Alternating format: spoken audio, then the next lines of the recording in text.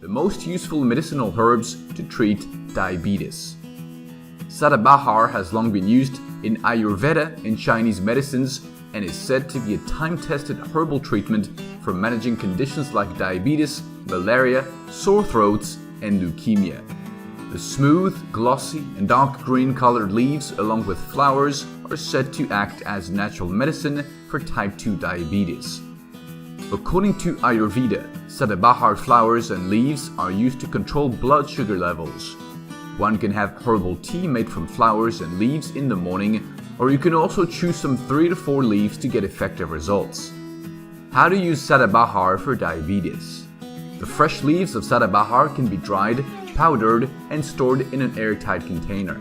Consume 1 teaspoon of this dried leaf powder with a cupful of fresh fruit juice or water daily. The powder may taste bitter.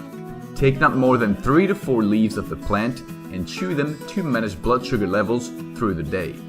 Take the pink-colored flowers of the Sadabahar plant and boil them in a cupful of water.